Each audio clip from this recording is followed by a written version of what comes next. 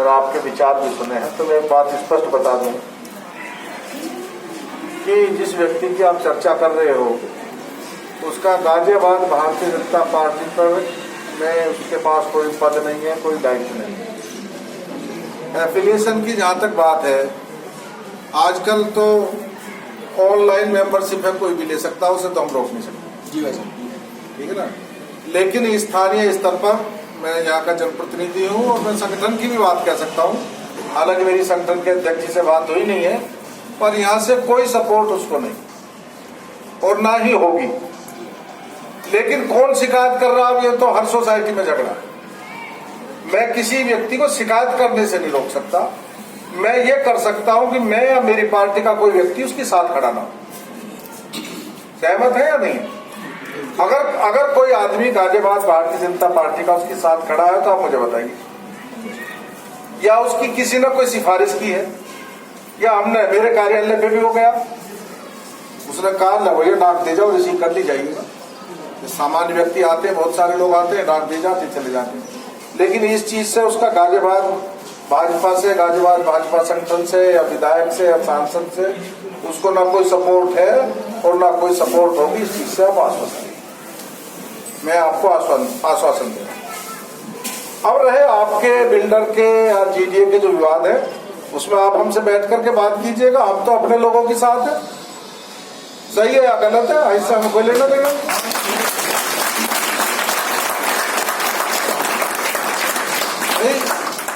अगर कोई गलती बिल्डर ने की भी है या मक्कारी की भी है और अब आप लोग रह रहे हैं और उसका लाभ आपको मिलता हो, तो हम तो आपके साथ हैं, उसको आपको सपोर्ट करें।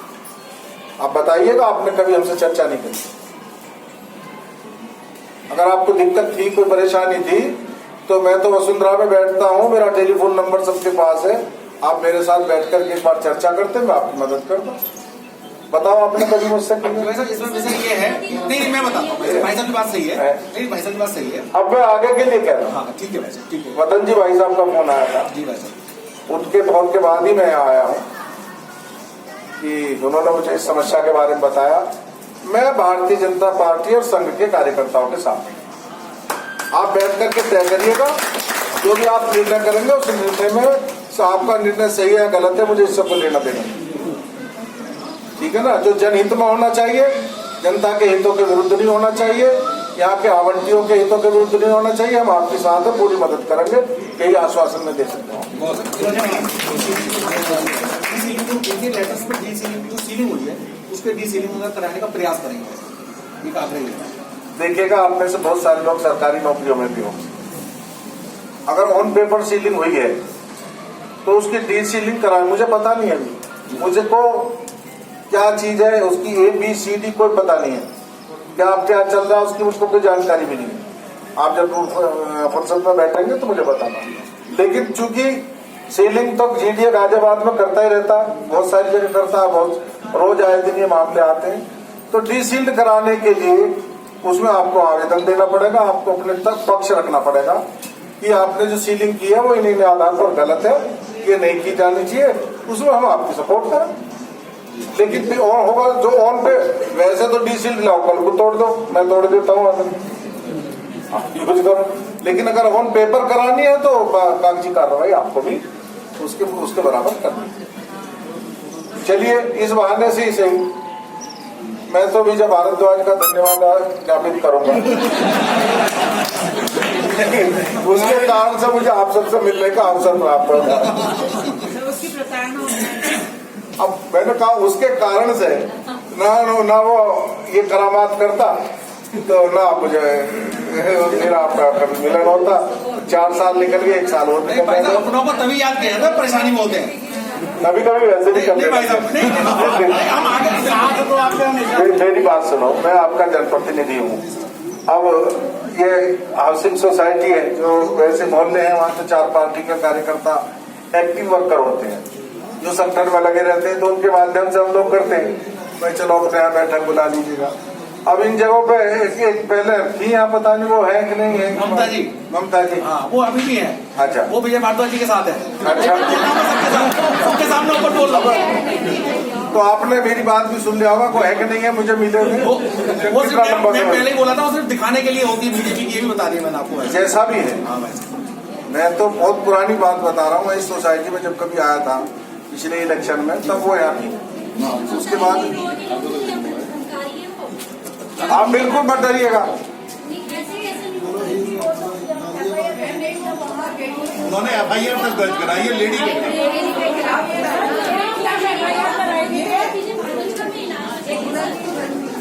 इलाज तो आप ही करोगे, मैं तो मदद कर सकता हूँ। नहीं भाई साहब ने ओपन बोल दिया है, ये आपके ऊपर है, इलाज करना है।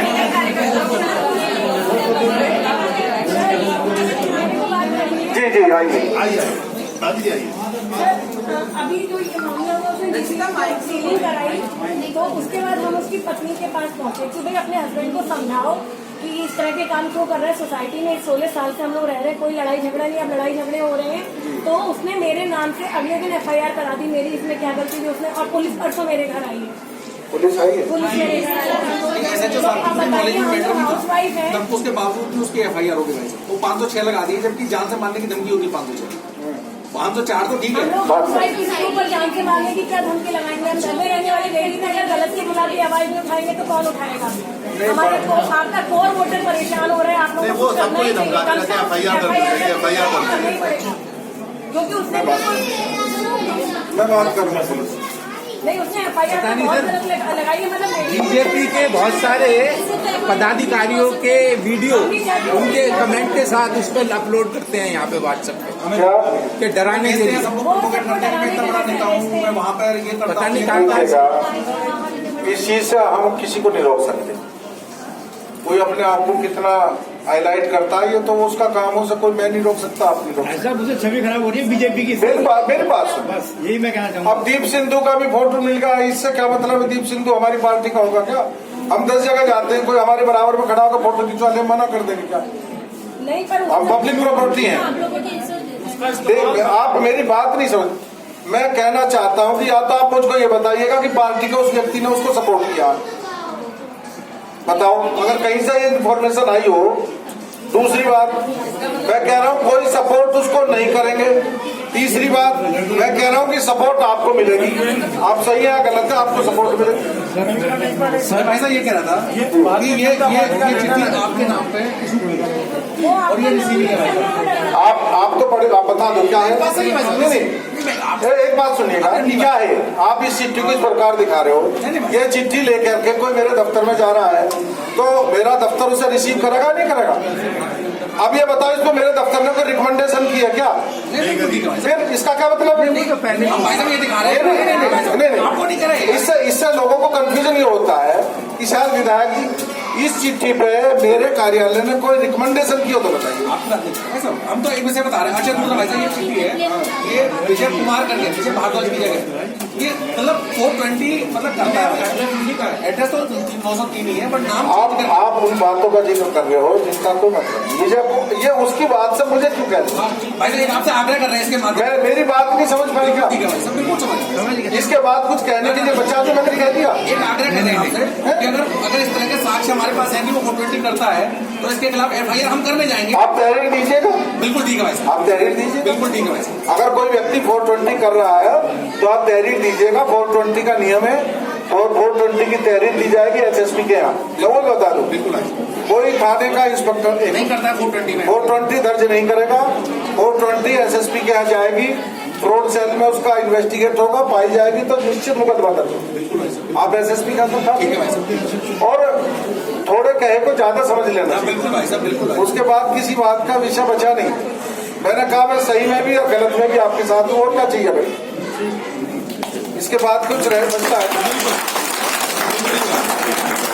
लेकिन कभी कभी हम लोगों को मेरी बात आप मेरे जो मैं कहना चाह रहा था कि आपके प्रतिनिधि हैं, आपने हमको चुना है और जितनी भी हाई राइज सोसाइटी है वहां से 80% वोट भाजपा को मिलता है, सब सही। बिल्कुल मिलता है। और ये भी सत्य है कि हाई राइज सोसाइटी में वोट मांगने जा नहीं सकते। ज्यादा से ज्यादा ऐसी क्लब में बैठ जाएंगे RW के लोग जो है आके नागरिक बिना मांगे वोट देंगे। तो कभी कभी किसी न किसी समारोह में बुला लिया करो।